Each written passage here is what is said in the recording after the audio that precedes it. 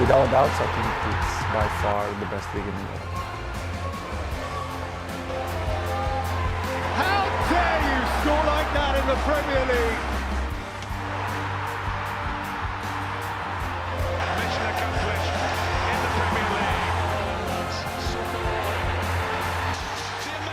So, Bickler, I can't remember whose turn it was, but let's start with you on this one. I know we watched, as Liverpool fans, I think I can speak on behalf of all of us. We watched a lot of Fulham last year, just basically able to see Carvalho and stuff like that, especially like we got him signed. What do you make of? Obviously, they lost him. Maybe we should start with like the losses first, I guess. What do you make of like what they lost? I mean, losing Surrey to Hull City is not that big of a deal, obviously. And then Sessegnon. What do you make of it?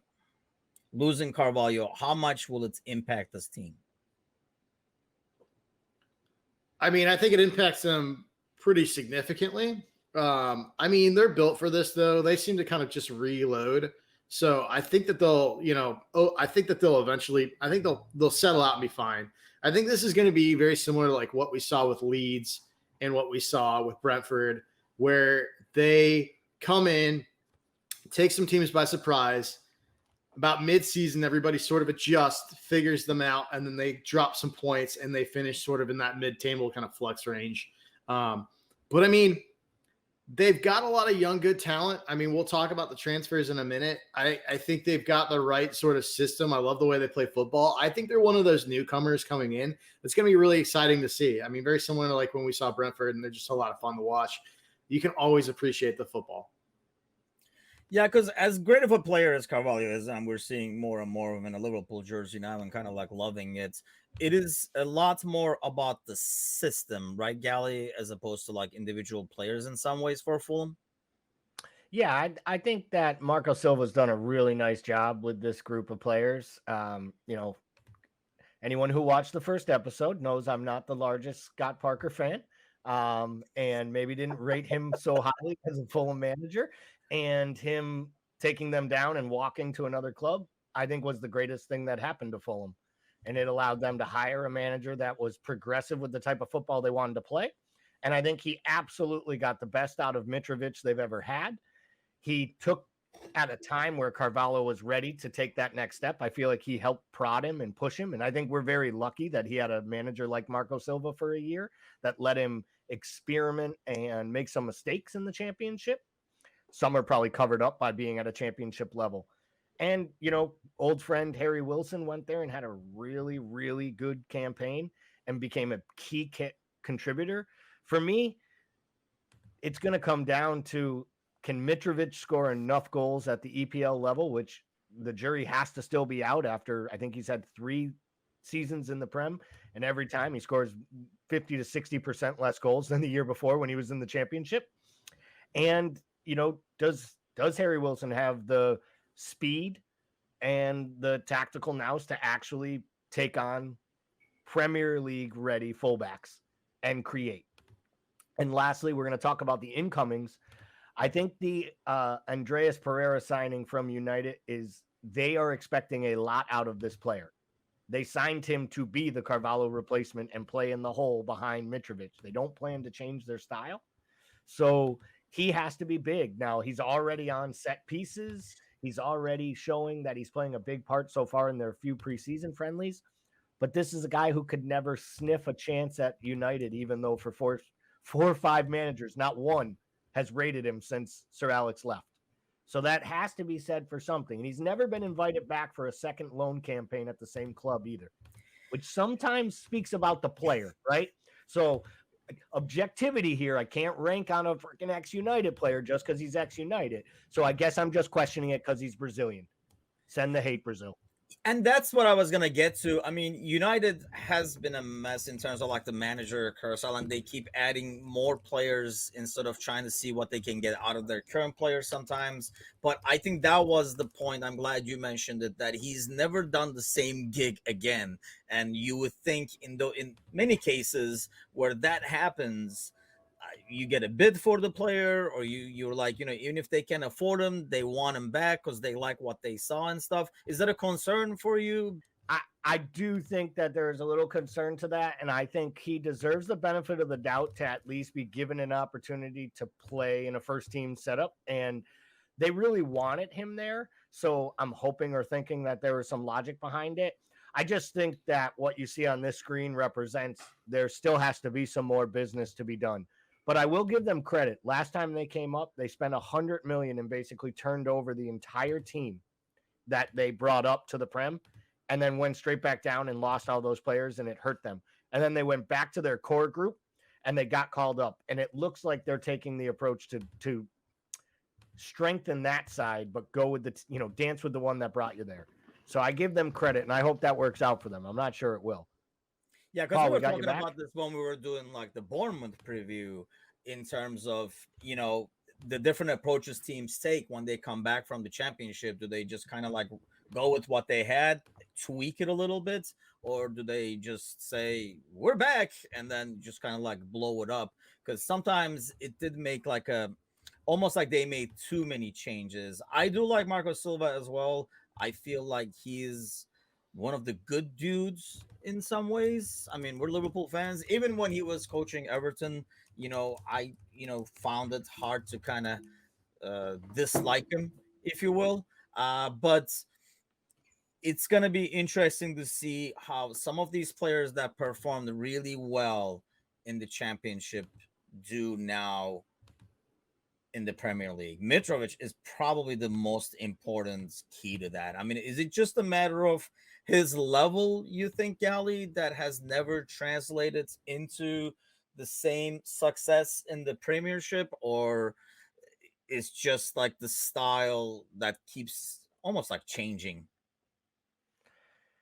It's hard for me, man, because I was bullish on the guy when he was all the way back to Newcastle, because you'd see his sheer size and his power, and you think to yourself, like, this guy has to be able to handle it. I mean, I always use the analogies whenever I talk about some of these players from Serbia. Like, we act like they can't handle the pressure of being the Newcastle striker, and they grew up in neighborhoods where bombs were going off in the background as teenagers. Like, I remember one time, like, hearing that about that basketball player that was the huge flop, and everyone, we'll do this before Bickler gets back and talk about the Detroit Pistons not taking Carmelo Anthony.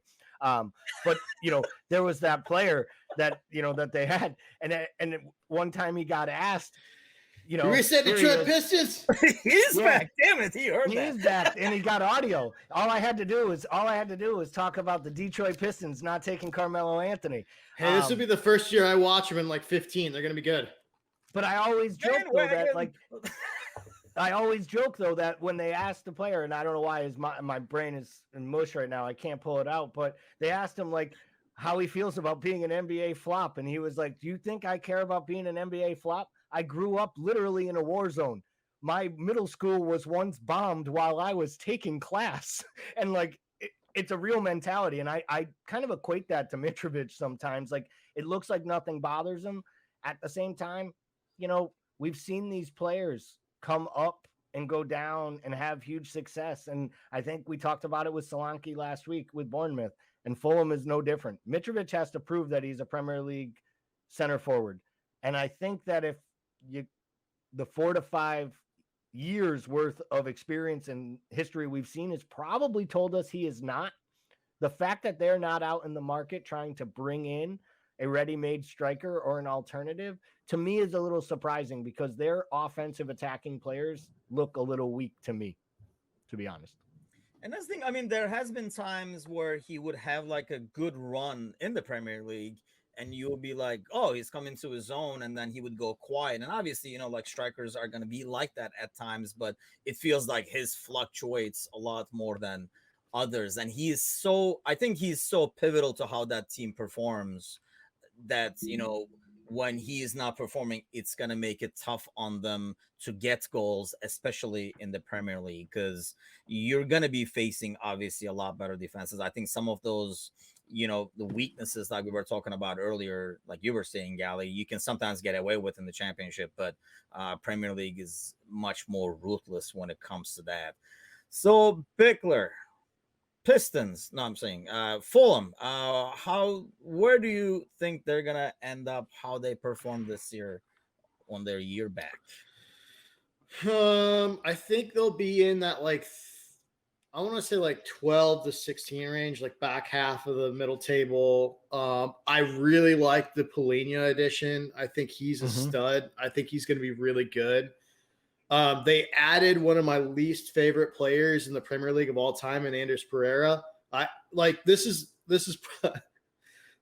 maybe it shocks some people. This guy is like top 5 in my I absolutely hate the way he plays. He's a diving cheat. I think he whines the entire game. But another player very similar to Charleston, where he's very good at getting under your skin and does some things very effectively. I hate that they got him, because other than that, I think they're a pretty likable team, but probably some steel that they needed in the midfield as well. So yeah, I guess I like their additions. They're getting some Swiss kid as a right back, so they're continuing to add some additions.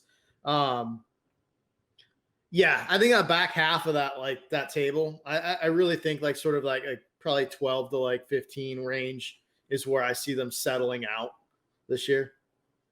How about you, Gally?